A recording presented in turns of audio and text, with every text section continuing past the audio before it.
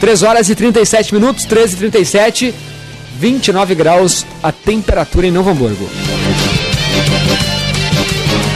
Vamos falar agora da Federação das Câmaras de Dirigentes Lojistas do Rio Grande do Sul, a FCDL-RS, na linha conosco, presidente Vitor Có. Presidente, prazer em falar com o senhor, boa tarde, tudo bem?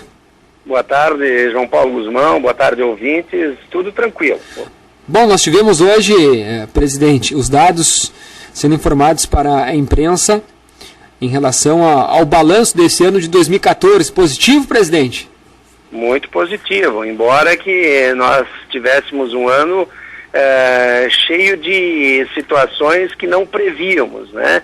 Prevíamos ao contrário, prevíamos aí que a Copa do Mundo seria um evento espetacular e que fomentariam as vendas, mas houve um revés e aconteceu o contrário, e onde nós tivemos aí meses de retração de 7% e batendo a casa dos 20 e tantos por cento, aí chegando quase a 30% nos 3 meses. E além de uma situação que historicamente os índices mostram, quando existem as eleições das chapas majoritárias, seja governo do Estado ou presidência da República, há um incremento especialmente na ordem federal, onde os investimentos, contratações de obras, empreiteiras, fazem um diferencial muito grande no capital circulante, e esse ano isso não aconteceu. Então, frente a todos esses fatores, também o carnaval lá no início do ano, que pegou dias estratégicos e muito importantes para o varejo, nós tivemos ainda um incremento de 2,5% nas vendas, né? Então você veja bem aí, João Paulo, que nós buscamos um enfrentamento com as taxas altas de juros, né, que o Copom e o Banco Central resolveram adotar como o grande vilão da inflação. Nós tivemos aí o aumento dos impostos, o IPI voltando ao normal dos produtos. Com o aumento dos juros, João Paulo, nós tivemos também um crédito mais rígido, ou seja, quando os juros são altos, as garantias são maiores para que se conceda esse crédito, e isso inibe negócios, né? E aí a questão da inflação, que já está inserida nos produtos e que corrói o orçamento das pessoas, né? E aí nós tivemos ainda, João Paulo, a questão dos commodities agrícolas, né? Que baixaram o valor internacional, e quando o setor do agronegócio tem crise, afeta no comércio diretamente, né? E nós tivemos aí também a questão da recessão industrial, ou seja, teve um decréscimo aí na produtividade da nossa indústria do Rio Grande do Sul e do Brasil. Então foram fatos muito importantes, relevantes para o nosso desempenho, e que nós estimávamos em 6% o crescimento do comércio, mas vamos fechar em 2,5%. Então eu digo assim que é um resultado extraordinário frente aos acontecimentos. O senhor falou sobre a Copa do Mundo. Na opinião do senhor, qual foi o fator, ou os fatores que levaram que a Copa do Mundo não se confirmasse como aquela grande expectativa em relação também aos negócios, às vendas, presidente?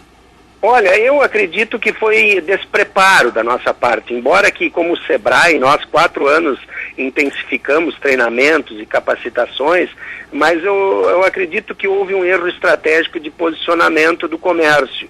E o que aconteceu? Nos dias de jogos, por exemplo, quando não era o jogo do Brasil e o jogo acontecia na parte da tarde aqui em Porto Alegre, a maioria dos negócios, das empresas, dos comércios fechava ao meio-dia, e as pessoas sequer que almoçavam nos restaurantes não almoçavam e iam para suas casas e faziam almoço em casa, né? Assim como no consumo. E à tarde não funcionava, né?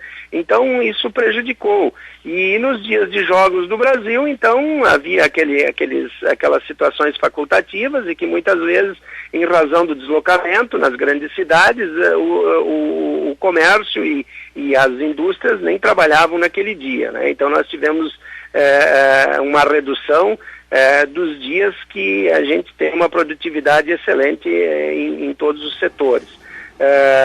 Eu acredito que essa tenha sido uma posição. Agora, nós perdemos em faturamento, João Paulo, né? Nós perdemos 3 meses em vendas, mas eu acredito e tenho uma convicção muito grande que nós ganhamos um legado, né? Nós ganhamos um legado porque houve uma excelente impressão dos turistas, das pessoas que vieram assistir a Copa do Mundo aqui no Rio Grande do Sul, no aspecto da hospitalidade, do atendimento, da cortesia, da nossa gastronomia, das hospedagens aqui no Rio Grande do Sul. E eu tive a oportunidade de conversar com alemães no último jogo que eles fizeram aqui no Beira-Rio, e eles nitidamente demonstraram essa impressão e também a vontade de retornar ao Rio Grande do Sul num outro momento.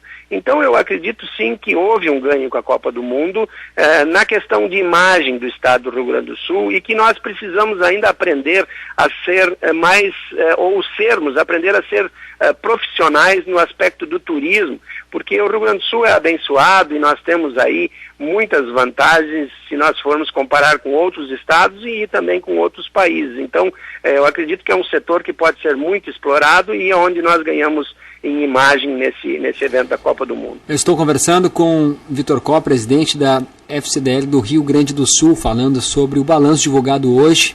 O comércio do Rio Grande do Sul deve encerrar o ano com um crescimento de 2,5% nas vendas. Uma outra pergunta até para a gente encaminhar o encerramento aqui, presidente. Visando o ano de 2015, o cenário do país, o cenário brasileiro, ele favorece o comércio no ano que vem, presidente? Eu acredito que sim, né? Nós temos aí uma massa salarial aumentada no Rio Grande do Sul. Nós temos, por exemplo, um total de 127 mil pessoas empregadas hoje no Rio Grande do Sul. Isso foi um aumento em relação a 2013 de quase 1,5%. Nós temos, por exemplo, só no comércio varejista, que ainda é carente de mão de obra, nós temos 543 mil pessoas, né?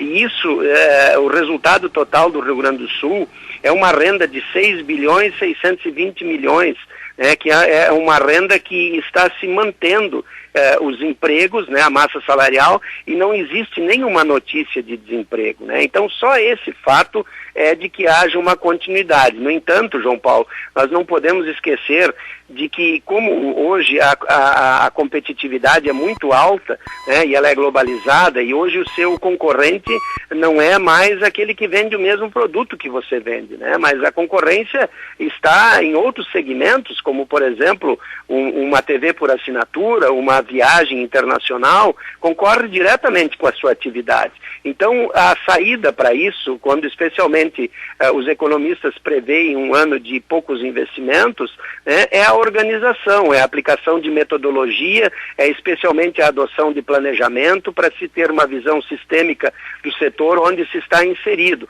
Ou seja, profissionalizar, não importa qual setor, mas como nós falamos pelo varejo, pelo comércio, né, então nós estamos aí num trabalho muito grande, e hoje eu gostaria de dizer isso e aos ouvintes da Rádio ABC, de que o Rio Grande do Sul tem o maior programa de qualificação do varejo do Brasil. Nós temos o Q-Comércio, que é a implementação justamente de metodologias e de capacitação técnica para o comércio, buscando a sua profissionalização, ou seja, ter excelência no atendimento e na qualidade dos seus produtos. Eu acho que por aí passa o resultado positivo de 2015. Vitor Có, presidente da Federação das Câmaras de Dirigentes Lojistas do Rio Grande do Sul, muito obrigado pelas informações, um abraço, um bom final de ano para o senhor. Ok, obrigado, um bom final de ano a todos, um Feliz Natal e que Deus abençoe a todos.